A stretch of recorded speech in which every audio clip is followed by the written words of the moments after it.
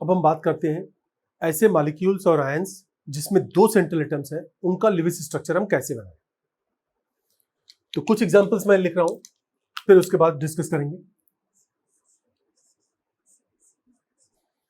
पहले इन एग्जांपल्स को हम देखते हैं, फिर उसके बाद आगे आयंस का भी लेंगे। N2H4, N2F2, N2O4, N2O5। तो जब दो सेंट्रल एटम्स हो, हमें कोई भी नया रूल नहीं ले आना है।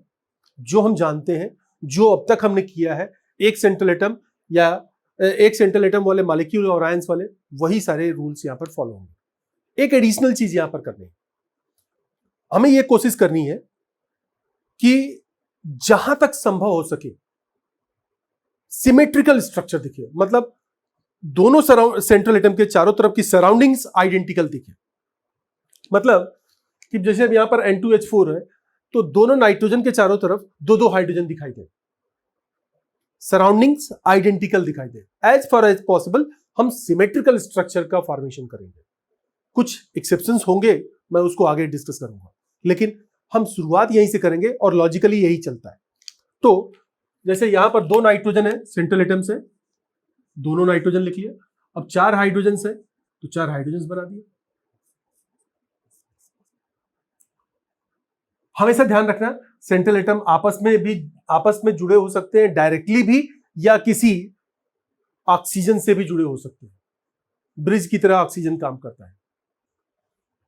अब यहां पर सिंगल बॉन्ड से जोड़ दिया, single bond single bond single bond single bond. Hydrogen का डुप्लेट पूरा हो गया, नाइट्रोजन का ऑक्टेट भी पूरा हो गया, क्योंकि नाइट्रोजन के पास वैलेंस सेल में 5 इलेक्ट्रॉन्स थे, सभी का ऑक्टेट पूरा हो गया। लेकिन नाइट्रोजन के पास वैलेंस सेल में 5 इलेक्ट्रॉन्स थे, 3 बॉन्ड फॉर्मेशन में गए, मतलब एक लोन पेयर होगा दोनों नाइट्रोजन के पास। N2F2 में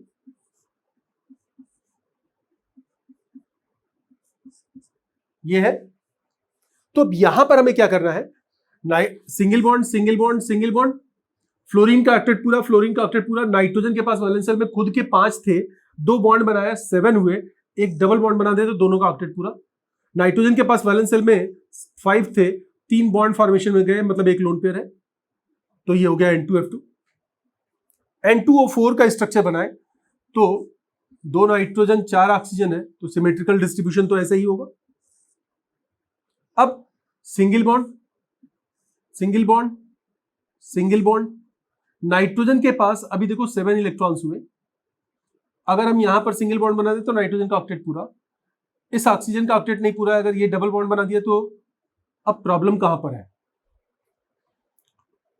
जो प्रॉब्लम नाइट्रेट आयन में आई थी वही प्रॉब्लम है यहां पर। इस नाइट्रोजन का ऑक्टेट पूरा हो चुका है, लेकिन इस पर 4 बॉन्ड बन चुके हैं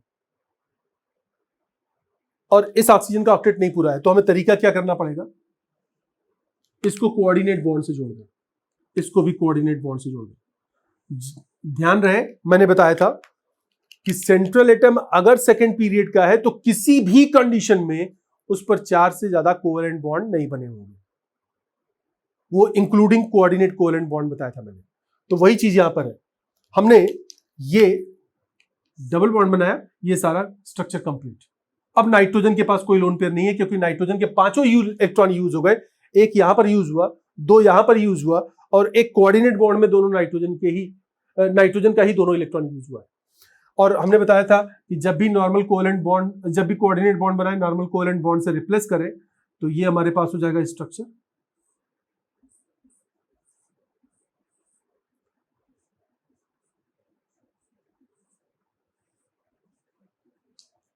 क्लियर है। अब N2O5 का स्ट्रक्चर बनाना है, तो N2O5 और N2O4 में केवल एक ऑक्सीजन का ही तो डिफरेंस है, और हमें स्ट्रक्चर सिमेट्रिकल दिखाने के लिए क्या करना पड़ेगा, दोनों नाइट्रोजन के बीच में एक ऑक्सीजन डाल दें, NON, ये ब्रिजिंग ऑक्सीजन हो गया, बाकी सब कुछ सेम रखे।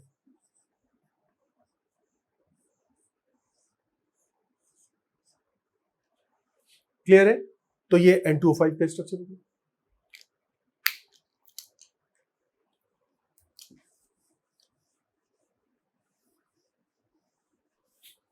तो दो सेंट्रल एटम में हमें क्या करना है, जहां तक संभव हो सके सिमेट्रिकल स्ट्रक्चर का फॉर्मेशन करना है। अब एक और मॉलिक्यूल लिख रहा हूं मैं, N2O3 डाइनाइट्रोजन ट्राइऑक्साइड।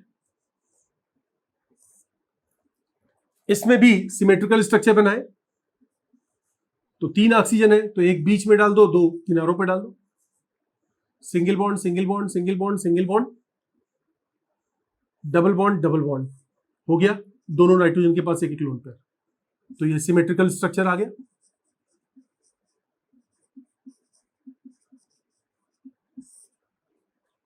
N2O3 के 2 स्ट्रक्चर्स हैं और दोनों एग्जिस्ट करते हैं। एक तो ये सिमेट्रिकल जो लॉजिकली तुमने बना लिया, एक इंफॉर्मेटिव है स्ट्रक्चर, वो तुम्हें ध्यान रखना पड़ेगा और इंपॉर्टेंट भी है। यहां पर लोन पेयर होगा, इसको नॉर्मल कोवेलेंट बॉन्ड से रिप्लेस करें,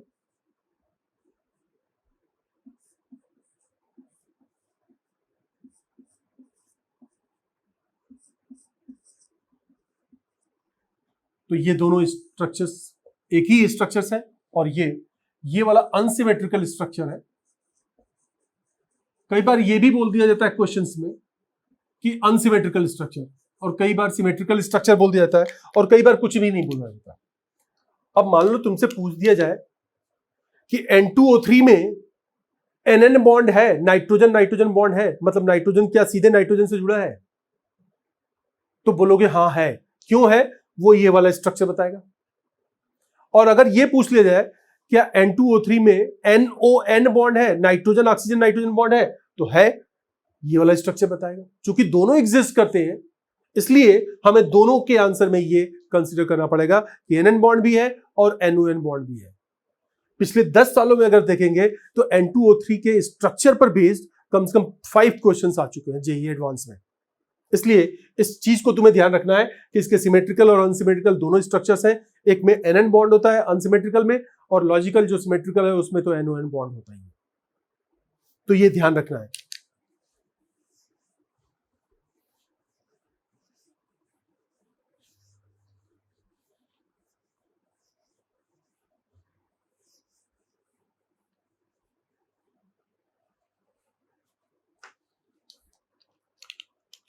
कुछ और आयंस लेते हैं।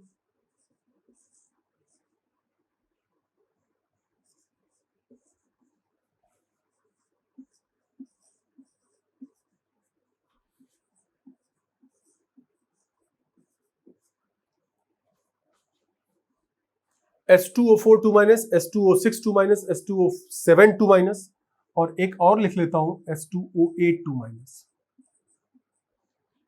सभी में हमें सिमेट्रिकल स्ट्रक्चर बनाना है, तो पहले सेंट्रल एटम तो सब में सल्फर है, तो सल्फर सल्फर लिख दिया। 2 सल्फर पे 4 ऑक्सीजन है, तो दोनों सल्फर पे 2 ऑक्सीजन डाल दे।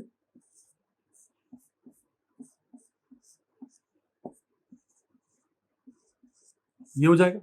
सल्फर के पास वैलेंस शेल में 6 इलेक्ट्रॉन्स थे, जिसमें से 4 बॉन्ड फॉर्मेशन में गए, तो 2 बचे, मतलब एक लोन पेयर बचा, वो बना दिया। H2O6 बनाना है तो SS सिंगल सिंगल 3 ऑक्सीजन लगा दिए।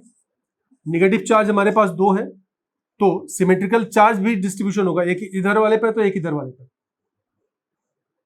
सिंगल बॉन्ड इन दोनों ऑक्सीजन का ऑक्टेट पूरा, सिंगल बॉन्ड इसके पास 7 हुआ, ऑक्टेट पूरा ऑक्टेट पूरा ऑक्टेट पूरा ऑक्टेट पूरा, ये हो गया। अब H2O6 और H2O7 दोनों में केवल डिफरेंस क्या है, एक एडिशनल ऑक्सीजन का, तो एक एडिशनल ऑक्सीजन कहां डालोगे, बीच में फ्लैंक कर दो, ब्रिजिंग हो जाएगा। SOS, बाकी सारा का सारा H2O6 2 माइनस का स्ट्रक्चर।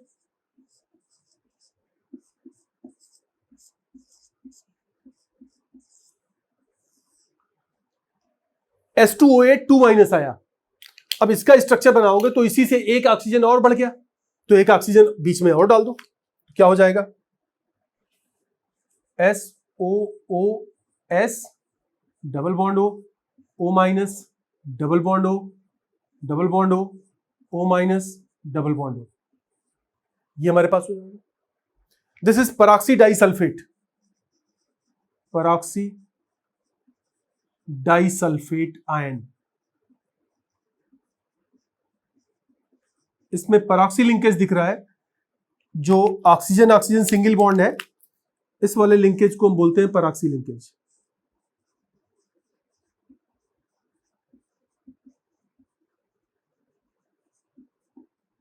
ये हो जाएगा। तो दो सेंट्रल एटम वाले में सिमेट्रिकल स्ट्रक्चर बनाने की कोशिश करनी है।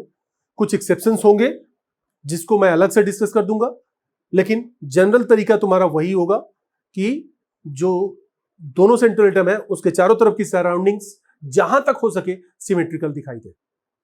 तो ये हम इस तरीके से कंसीडर कर रहे हैं। अब कुछ एक्सेप्शनल केसेस ले लेते हैं जहां पर सिमेट्रिकल स्ट्रक्चर नहीं होता है। ये तुम्हें याद ही रखने पड़ेंगे। You can't logically draw the structure unless you know the experimental facts. वो तुम्हारे पास है नहीं, तो ये अभी के लिए तुम्हें याद रखने पड़ेंगे। ये एक है S2O3 2-, this is known as thiosulphate ion.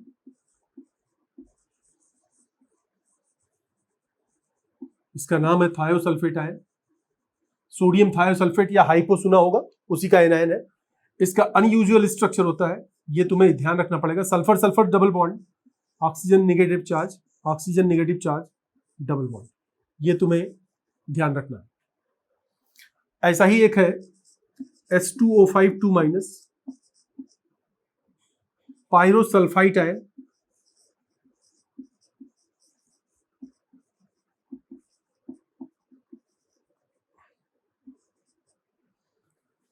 इसमें भी SS लिंकेज है।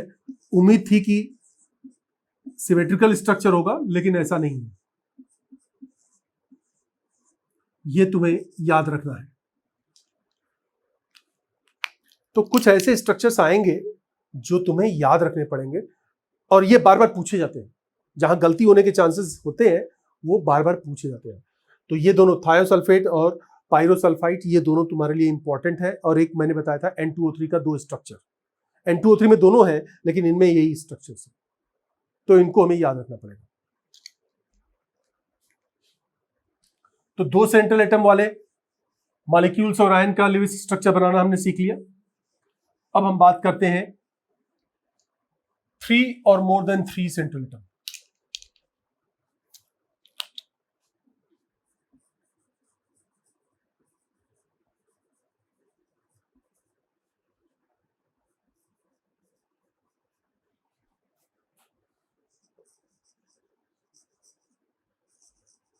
इनके लिए सभी का तरीका एक ही होगा।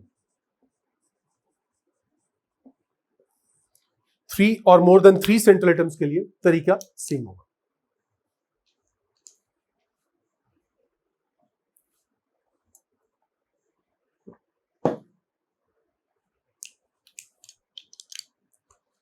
तो 3 and more than 3 central atoms के लिए हमें क्या करना है? सबसे पहला काम करें, सेंट्रल एटम जितने हैं सारे को उठा लो और एग्जैक्टली उतने ही सराउंडिंग एटम्स को ले लो। यहां पर ध्यान रखना, जब number of central atoms is 3 और more than 3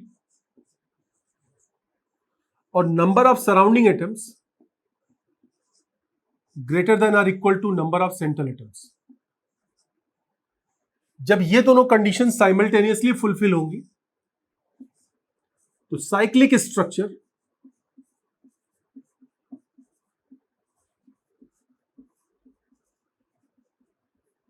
is highly probable, और हम यही बनाएंगे। जिसकी प्रोबेबिलिटी ज्यादा है हम वही करेंगे। जो एक्सेप्शनल केसेस आएंगे उसको अलग से लेंगे। Cyclic structure is highly probable. क्या condition? Number of central atoms 3 और more than 3 and number of surrounding atoms equal to और greater than the number of central atoms. दोनों कंडीशन साइमल्टेनियसली फुलफिल होने पर साइक्लिक स्ट्रक्चर बनाना है। जैसे मैं कुछ एग्जांपल्स लिख रहा हूं।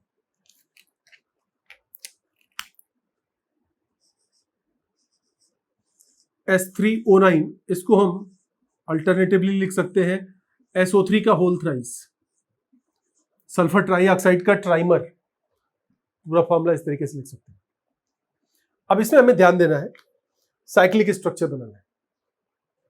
हाईली प्रोबेबल साइक्लिक स्ट्रक्चर है, तो हम हमेशा साइक्लिक स्ट्रक्चर बनाएंगे। जो एक्सेप्शंस होंगे उसको मैं अलग से लूंगा। तो तुम्हारी कोशिश जो होगी एक्सेप्शंस को अलग से याद रखना, बाकी सारे को लॉजिकली इस तरीके से प्रोसीड करना।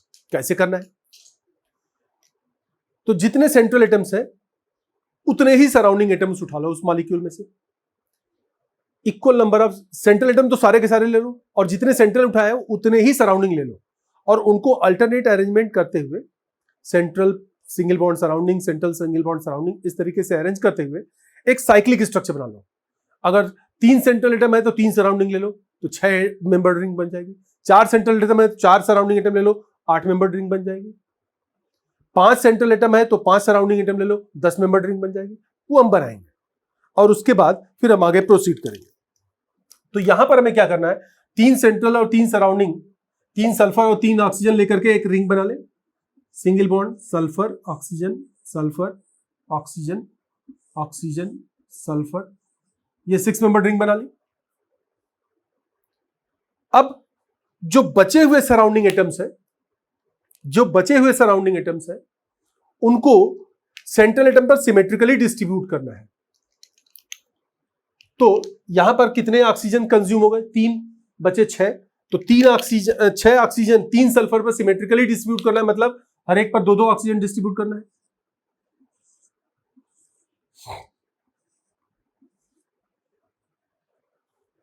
और हमेशा ध्यान रखना है हम 3 मेंबर रिंग कभी भी नहीं बनाएंगे, और ये जो हम बात बोल रहे हैं ये ऑर्गेनिक कंपाउंड्स को एक्सक्लूड करते हुए बोला गया है, नॉट फॉर ऑर्गेनिक कंपाउंड्स।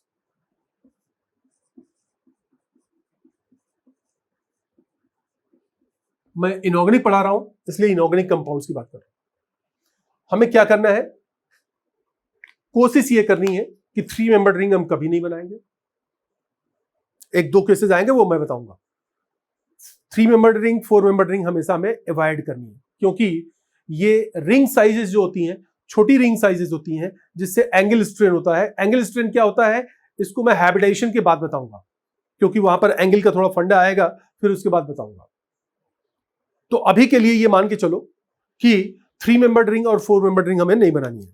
अब सिमेट्रिकल डिस्ट्रीब्यूट हमने कर दिया 3 सल्फर पे 6 ऑक्सीजन का, तो यहां पर single bond, single bond, double bond, double bond, double bond, double bond, double bond, double bond, double bond, double bond, double bond, double bond.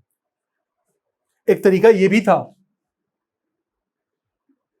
ऐसा, लेकिन ऐसा करते तो 3 मेंबर रिंग बन जाती, जो कि हमें नहीं करना है। हम कभी भी नहीं करेंगे, 3 मेंबर रिंग का फॉर्मेशन नहीं करेंगे। 1-2 केसेस मैं अलग से बताऊंगा, उसी को फॉलो करना है केवल, ठीक है। तो ये हमारे पास S3O9 का स्ट्रक्चर हो गया, बहुत सिंपल है। क्या करना था, जितने सेंट्रल एटम्स थे एग्जैक्टली उतने ही सराउंडिंग लिए और उतने ही सेंट्रल लिए, सारे सेंट्रल ले लिए और एग्जैक्टली उतने ही सराउंडिंग लिए। दोनों को अल्टरनेटिवली अरेंज करते हुए जितने मेंबर की रिंग बनी वो बना लिया। वो नंबर ऑफ साइज, जो रिंग की साइज होगी हमेशा इवन नंबर होगी, क्योंकि सेंट्रल और सराउंडिंग का नंबर का सम जो होगा हमेशा सेम नंबर उठा रहे हो तो हमेशा इवन नंबर ही आएगा। तो 3 सेंट्रल 3 सराउंडिंग तो 6, 4 सेंट्रल 4 सराउंडिंग तो 8, 5 सेंट्रल 5 सराउंडिंग तो 10, 6 तो 6 + 6 तो 12, इस तरीके से आएगा। और हमेशा यह ध्यान रखना है कि साइड में भी कभी 3 मेंबर और 4 मेंबर रिंग बनी हो तो नहीं बनाना है। चलो अब देखें, यहां पर आगे कुछ एग्जांपल्स और लेते हैं।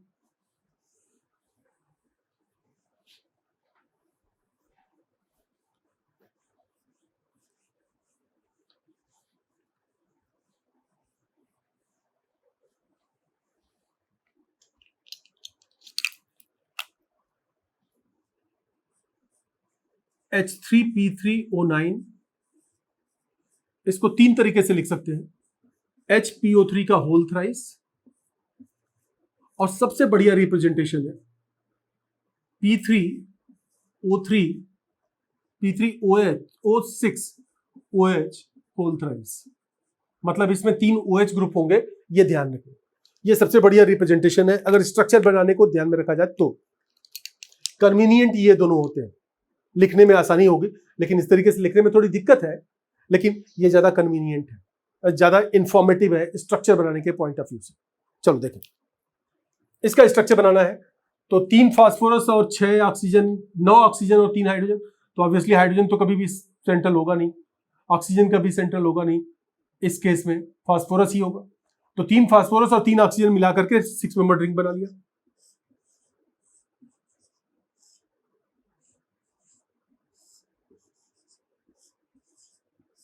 ये हो गया। अब बचा क्या हमारे पास, 3 ऑक्सीजन और 3 OH ग्रुप। लिखने का फायदा देखो, 3 ऑक्सीजन और 3 OH ग्रुप, तो हर एक फास्फोरस पर 1 ऑक्सीजन और 1 OH ग्रुप डाल दो।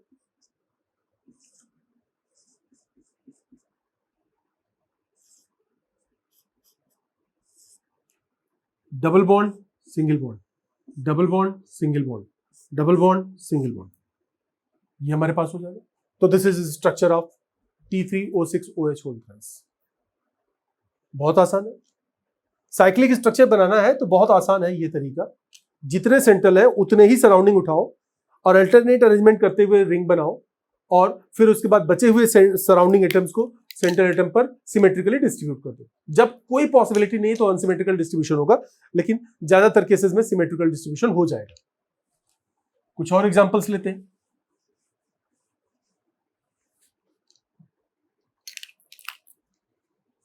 P4O6 and P4O10,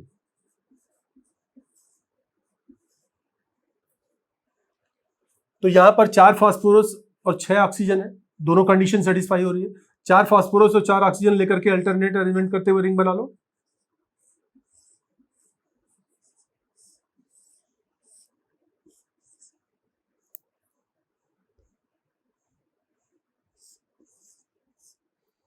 एक मेंबर रिंग बना दी। अब उसके बाद हमारे पास 2 ऑक्सीजन बचेगा। और फास्फोरस की कोवैलेंसी मैंने क्या क्या बताई थी। फास्फोरस का कॉन्फ़िगरेशन था एटॉमिक नंबर 15 पे 3s2 3p3, याद है एटॉमिक नंबर 15। तो इसकी कोवैलेंसी 3 हो सकती है और इसकी कोवैलेंसी एक्साइटेड स्टेट में 5 हो सकती है। 3 और 5 वेरिएबल वैलेंसी में मैंने सबसे पहला केस फास्फोरस का ही लिया था, तो इसकी कोवैलेंसी 5 तक हो सकती है। तो कोवैलेंसी ऑफ फास्फोरस इज इधर 3 और 4। तो यहां पर फास्फोरस की कोवैलेंसी अभी तक कितनी आ रही है, 2 आ रही है। और ऑक्सीजन की कोवैलेंसी जो हमारे पास चारों ऑक्सीजन है उनकी कोवैलेंसी सेटिस्फाई हो चुकी है। अब 2 ही ऑक्सीजन बचे हैं और 4 फास्फोरस की हमें कोवैलेंसी 3 कम से कम मेंटेन करनी है, मतलब उसका ऑक्टेट तो पूरा करना पड़ेगा। तो उसके लिए क्या करें, अब ये जो ऑक्सीजन बचे हैं इस तरीके से जोड़ दें। इन दोनों फास्फोरस का ऑक्टेट पूरा हो गया, इन दोनों फास्फोरस का ऑक्टेट पूरा हो गया। लेकिन इसमें एक प्रॉब्लम है, ये गलत स्ट्रक्चर है। क्या प्रॉब्लम है, इसमें 4 मेंबर रिंग बन रही है, 1 2 3 4 4 मेंबर रिंग बन रही है जो कि अनस्टेबल होती है। तो हमें कोशिश क्या करनी है, रिंग साइज 3 मेंबर्ड और 4 मेंबर्ड ना बनने पाए। तो उसके लिए क्या करोगे, अभी भी 2 ही ऑक्सीजन है तो एक ऑक्सीजन इन दोनों फास्फोरस के बीच में डालो। अब देखो रिंग साइज 1 2 3 4 5 6 मेंबर्ड हुआ, 1 2 3 4 5 6 मेंबर्ड हुआ। दूसरा इस वाले ऑक्सीजन को भी, जो बचा हुआ ऑक्सीजन है उसको भी इस तरीके से जोड़ दो। 1 2 3 4 5 6 1 2 3 4 5 6, तो 6 मेंबर रिंग बन रही है। ये हमारे पास P4O6 का स्ट्रक्चर होगा। चाहे तो हम फास्फोरस पे एक एक लोन पेयर दिखा दे। फास्फोरस के वैलेंस शेल में 5 इलेक्ट्रॉन होते हैं, 3 बॉन्ड फॉर्मेशन में गए तो हमारे पास एक लोन पेयर बचा। अब P4O10 का बनाना है तो 4 ऑक्सीजन बढ़ाने हैं। क्या करना है, यहीं पर ये डबल बॉन्ड हटा करके, ये लोन पेयर हटा करके वहीं पर डबल बॉन्ड बना दे। तो POP OP OP OP, एक ऐसा और हर फास्फोरस पर एक एक डबल बॉन्ड O बना दिया। ये हमारे पास इसका स्ट्रक्चर होगा। तो बहुत आसान है साइक्लिक स्ट्रक्चर बनाना। जितने सेंट्रल उतने सराउंडिंग लेकर के रिंग बनाओ, बाकी सराउंडिंग एटम्स का सेंट्रल एटम्स पर सिमेट्रिकल डिस्ट्रीब्यूशन करो। और कहीं पर भी ये कोशिश करनी है कि 3 मेंबर्ड और 4 मेंबर्ड रिंग नहीं बनानी है। 1-2 केसेस में बताऊंगा, वो अलग से याद रखने हैं। बाकी जगह पर तुम्हें 3 मेंबर्ड और 4 मेंबर्ड रिंग अपने आप से नहीं बनानी। चलो आगे देखते हैं, कुछ और एग्जांपल्स लेते हैं। थोड़ा कॉम्प्लिकेटेड एग्जांपल एक लेता हूं।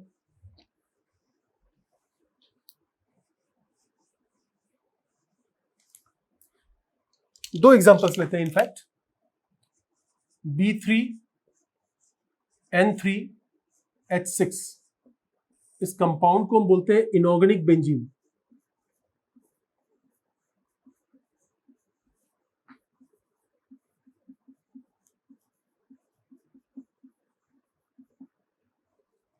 इसका स्ट्रक्चर बनाना है तो boron nitrogen, boron nitrogen, boron nitrogen, boron, ये हो गया। अब बचे हमारे पास 6 हाइड्रोजन्स, तो हर एक बोरॉन और नाइट्रोजन पर एक एक बोरॉन हाइड्रोजन लगा दो।